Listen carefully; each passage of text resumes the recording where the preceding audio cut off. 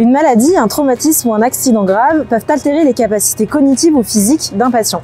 C'est là qu'intervient la rééducation fonctionnelle qui permet à un patient de retrouver son autonomie. Ce processus se déroule dans un centre spécialisé où les patients sont pris en charge pour des séjours plus ou moins longs afin de leur permettre de retrouver un maximum de leurs capacités. Aujourd'hui, nous vous emmenons à la découverte de l'un de ces centres, le centre de rééducation fonctionnelle de Villiers-sur-Marne, géré par le groupe SOS. Situé près de Paris, ce centre dispose de 66 lits d'hospitalisation complète et 29 places en hôpital de jour. Il accueille dans 2 secteurs distincts des patients adultes et des enfants âgés de 6 à 17 ans. Or, pour les enfants, des séjours en hôpital peuvent être très lourds. Ils isolent socialement ou ils créent une rupture dans la scolarisation. Le soin ne doit pas empêcher l'épanouissement éducatif de chaque enfant.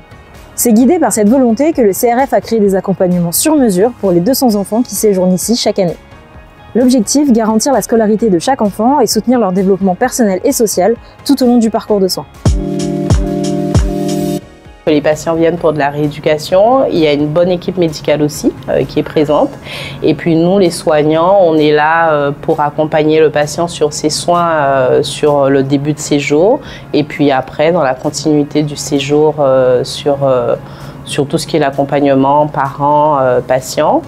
Et il y a aussi un service éducatif et scolaire qui permet aux enfants de ne pas se couper du milieu extérieur et de pouvoir retrouver, après leur séjour chez nous, leur vie quotidienne, on va dire. Il y a toujours quelque chose qui va se créer avec un enfant, qui va nous permettre ou de le découvrir autrement, ou de l'accompagner au mieux dans sa guérison.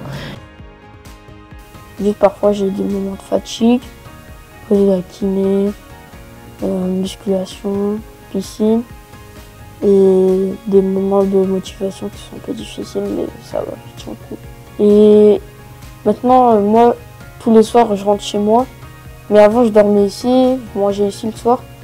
Mais maintenant, je rentre chez moi pour dormir chez moi et repartir le lendemain matin vers 7h, 8h. Les profs sont gentils, on fait des cours qui suivent les cours du collège. Et du coup, moi, ça me va. Tant que je suis les cours du collège, parfait. Bienvenue dans notre classe d'histoire géo. On est en classe avec des 4e, 3e, on est en double niveau. On a des plus petits effectifs dans nos classes. Par contre, les prises en charge sont beaucoup plus adaptées, beaucoup plus individuelles. Ça demande un travail d'adaptation, de préparation différente. Mais on a en gros, vous avez vu dans la classe des 4e, 3e, on a 8 ou 10 élèves à peu près. Souvent des plus petits effectifs selon les niveaux, selon les périodes. Les enfants restent entre 15 jours, 3 semaines et 2-3 mois. Donc leur prise en charge, elle est complètement adaptée. Je suis à la disposition des familles quand les familles le souhaitent aussi, parce qu'il y a des besoins particuliers, peut-être des inquiétudes auxquelles il faut répondre. Et quand j'appelle les établissements, je prends attache avec généralement les professeurs principaux et on voit comment on travaille avec l'élève. Allez, allez, allez, encore, pousse, allez. Ici, on se retrouve du coup en balnéothérapie. Donc la balnéothérapie, c'est très important pour n'importe quel type de pathologie. Ça permet de ne pas sentir le poids de son corps, mais tout ce qui est aspect, pour tout ce qui est membre opéré, c'est plutôt très intéressant. Ici, l'objectif du coup pour chaque patient, c'est de personnaliser un maximum pour chaque pathologie. On va travailler à la fois les membres supérieurs, les membres inférieurs. Donc on va chercher un gain de force musculaire, un gain cardiovasculaire. Donc, si on regarde Benoît, ici, il va nous faire tout ce qui est renforcement des membres inférieurs. Donc lui, essayer vraiment un gain là-dessus. Encore, pousse. Oui, ok. Je travaille ici quand même depuis longtemps maintenant, depuis 23 ans. Et c'est une place où je suis restée en fait, parce que c'est pas ma première place. Et ce que j'ai beaucoup aimé, parce que je suis sur la fin de ma carrière, c'est de travailler avec les enfants, les ados. On a diverses pathologies, tout ce qui tourne autour de l'orthopédie, de l'os, de la pathologie osseuse, tout ça, mais très intéressante. C'est jamais la même chose. Ce que j'aime, c'est que les enfants repartent debout, ou alors bien installés. Parce qu'on a aussi des polyhandicapés ici. Donc, soit on repart debout sur ses 2 jambes en forme, ou bien avec une bonne prothèse, bien appareillée, ou avec une bonne coque bien confortable et toutes les aides qui vont avec.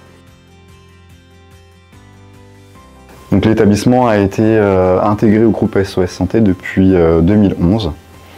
Et on porte sur l'établissement un projet qu'on espère lancer en début 2025 de maison des parents. Donc l'objectif de la maison des parents, c'est d'accueillir des familles de patients qui sont hospitalisés en leur mettant à disposition des studios qui pourront occuper pendant toute la durée de l'hospitalisation de leur enfant. Donc moi, le plaisir que j'ai à travailler ici, c'est de bosser avec des équipes qui sont dynamiques et investies, qui sont hyper impliquées dans le bien-être des patients qu'elles accueillent et surtout qui sont porteurs d'idées.